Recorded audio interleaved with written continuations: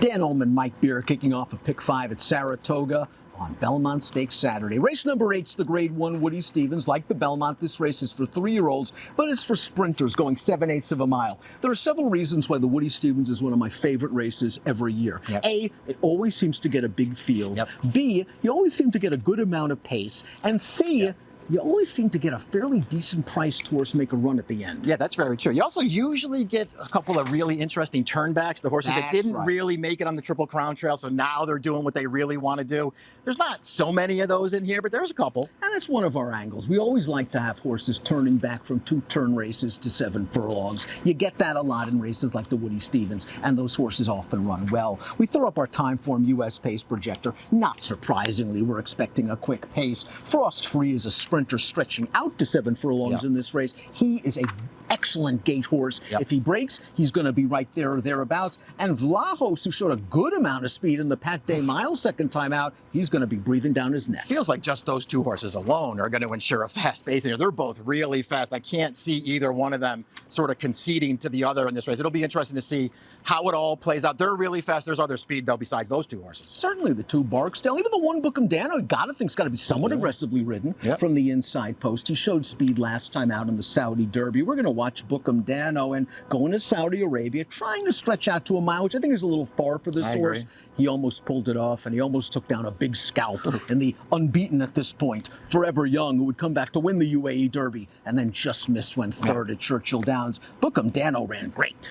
He ran really well in there. I think, listen, it's only fair to point out that that probably wasn't the best race Forever Young's ever run, but that takes nothing away from what Dano did that day. It was a pretty big performance. He's better going a little bit shorter. This 7 furlongs feels like it hits him right between the eyes. Pretty good class test for this horse, though. He's been really impressive in his sprint races, undefeated sprinting at this point in his career, but this is the toughest race so far. And it's going to be the toughest race for his next door neighbor in the starting gate, the number 2 Barksdale. This horse has won his last 2 races against Allowance Company. He'll now make his stakes debut for Will Walden. Just simply blitzed him in his last 2 starts, and he'll have to work very hard if he wants to make the lead here. I mean, I can't, I'm not going to sit here and suggest that he absolutely has to have the lead to be effective, but that's how it looks so far throughout his career, Dan. I don't see any way he makes it against this field. These horses to his outside are just faster than he is. He ran well last time, and the pace, I wouldn't call it slow, but it was easy. He had no pressure up there. Here's one of 2 Bob Baffert trained entrants in this race, the number 3 Imagination, one of those turnbacks we talked about in the Open, won the San Felipe, ran second, a close second in the Santa Anita Derby. What happened in the Preakness? He was supposed to be on the lead, and Frankie just didn't seem to want it. He kept him well off the rail to try to get him to settle. He did settle off Seize the Gray, but when he was called upon, there was nothing there. Wet track? Yeah, and listen, the wet track is certainly something that you can consider with this horse. If you think he's that good, then you just want to maybe give him the benefit of the doubt. He also got the wrong ride in that race, and it worked against him, but you're still left having to answer the question, Dan. How good is this horse? I don't know that I think he's that good. I actually like him cutting back for this race. I'm not sold on him. He's 10-1 on the line, though. I'm not going to argue. Tell me that you like him at that price. I'm not going to argue. Now we're expecting rain, however, Thursday, Friday, and into Saturday. He might catch a wet track again. Didn't seem to like it at Pimlico. Here's Valentine Candy. He's kind of the key to the race in some ways because he's very, very talented. He has to now prove it against slightly better competition, and he has to do it at 7. But you got to like the way he won this race. The Bachelor last time out, beating Frost for you, came back to win the Chick Lang on the Pimlico undercard. I love this horse's tactical speed, and he always had Frost Free measured. Yeah, I agree with you. I mean, I think you have to really like, especially when you go back, he broke his maiden as a first-time starter up here last summer, and he did it with big speed. Ever since then, though, Asmussen's really gotten this horse to get comfortable sitting off of other horses. It could be key to this race because I think, you know, not only is stepping up in class a little bit of a question, the 7 furlongs is a little bit of a question for him, but that new running style could help him get it, Dan. It took him a while to get by Frost Free in that most recent start, but he got there eventually. And he's won 3 out of his last 4 starts. Of course, all 3 of those wins were at Oaklawn Park, but you mentioned the impressive debut win at the Spa, and he handles a wet track. As does Frost Free, second to Valentine Candy in the race we saw. Then he came back and he did this in the Chick Lang, where he just bounced right out to a nice, easy lead, got very relaxed against a weaker field, and he's getting a little drifty in and out in the stretch, and that makes you wonder, if he's doing that at 6, what happens at 7 when Vlahos is breathing down his neck? Yeah, exactly. That could have been a wet track thing too, a little bit, maybe the drifting about there, but we'll see, Dan. To me, the 7 7 furlongs is the big question, especially with speed to his outside, because it doesn't feel like he's getting off scot-free on the lead this time. And if he's taking pressure, has to get the added furlong and has to do it against better horses, it could all conspire to making things really, really hard on this horse. Here's reasoned analysis. A horse that's pace adaptable. I would expect him to come from near the back of the pack on Saturday. He won his maiden, he came back and he won this race, the Bayshore, where he got a very fast pace to run into, and he ran down Maximus Meridius very easily to get away at the end. This race showed ability. I know the race came back a little bit light. It was only as an April 3-year-old.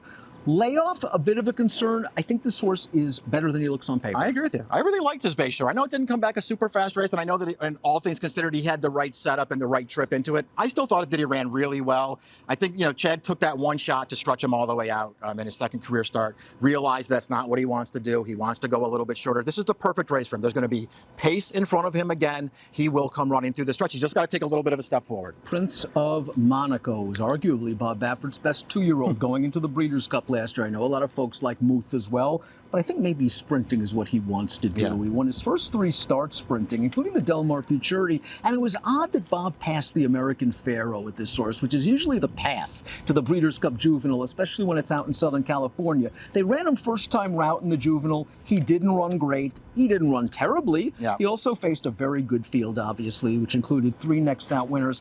The way he's been working, I'm not worried about the layoff. I'm not either. It does seem like that Baffert's really tightened the screws on this horse, so it'll be interesting to see what he does. And then, if he needs one off the layoff, he's in big trouble. But I don't think you worry about that stuff with Baffert, especially with horses that have this kind of talent. Make no mistake, his second career start, he's running a figure like that, and he's doing it by running right over the top of Muth in that race. I mean, he was really good. I know it looks like he regressed. Tell me if you agree with this or not.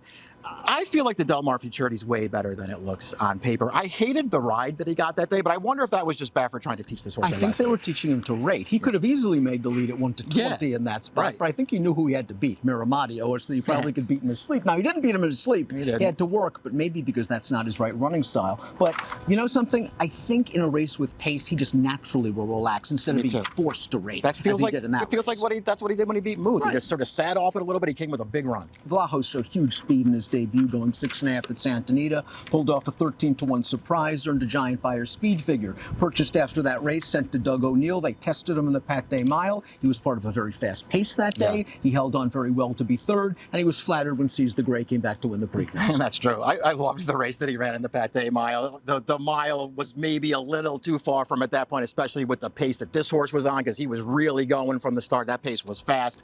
Really liked the race that he ran. His debut was obviously very good. He's so lightly raced, and we'll see if they're just asking too much of this horse too soon, but I think he's good. Nash was very much hyped even before his career debut at Keeneland. Then he won his second start by the length of the stretch. A lot of people were talking Kentucky Derby. It didn't work out.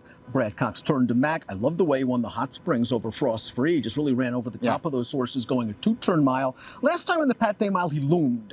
And it looked like for a second he was going to fire his best shot, and Seize the Grey just ran away from him. Maybe Seize the Grey was better than we gave him credit for that day of the Pate Mile. That makes Nash look better. Yeah, no, that's true. And listen, he did ultimately get second. He just got by Vlahos at the end. I still think Vlahos maybe ran the better race that day.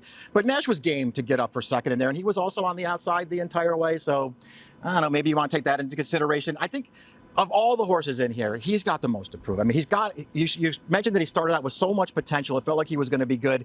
He's got to prove it in a race like this. The last time Nutella Fella ran was way back on Labor Day weekend in the Grade 1 Hopeful right here at Saratoga. And all he did was make it 2 for 2, winning it 54-1 in the Grade 1 Hopeful and taking down a decent horse in Timberlake, who would come back to win the Champagne in his next start and has won the Rebel this year. Now it's a long, long layoff and tough competition and 7 furlongs. I don't want to sell this horse short, but it's a big ask off a layoff. Yeah, it is. I mean, we'll see what he does here. Listen, obviously, there's nothing really to knock about what he did as a 2-year-old, although they're not particularly fast races. It's fair to question how good he is, but he's going to be a big price in here. Maximus Meridius still seems a little bit green in some of his races. They tried to stretch him out in the Gotham. I think it was a little bit far for him over a wet track. The Bayshore was a race that was tough. I thought really he had that race in the bag, and Reason Analysis ran him down in the stretch. stretch. The Gold Fever, another okay effort behind a good horse in Doncho. I think he's okay. I think he might need to be better than okay to win on Saturday. That's exactly how I looked at him too. I have no knocks on this horse necessarily. I'm just not sure that this is the right race for him. And maybe we're just being silly and not looking at BU this way. The 2 starts back was the last time he sprinted. It was at this distance. He earned a 96 Beyer speed figure. By far, it was the breakout performance of his career. This is a horse that Todd's always thought very highly of, running him in Grade 1 stakes races while still a maiden. And last time out in the Bluegrass, they tried 2 turns against Sierra Leone. You can excuse him for that race. He's getting back to what he wants to do, sprinting, and he's got that fig from 2 back. Why don't I like him more? I don't know. I could ask myself the same question. He's the kind of horse, I don't have him anywhere in there, Dan, when the picks get up, but he's probably the kind of horse that I would like to try to sneak in there in the multi-race wagers, just because to me, he's the wild card in the race. I know that he may not be that good. I really liked his win 2 starts back. Let's take a look at our top selections for the Woody Stevens. Mike, where are you heading? Listen, I'm going to stick with the Baffert horse in here, Prince of Monaco.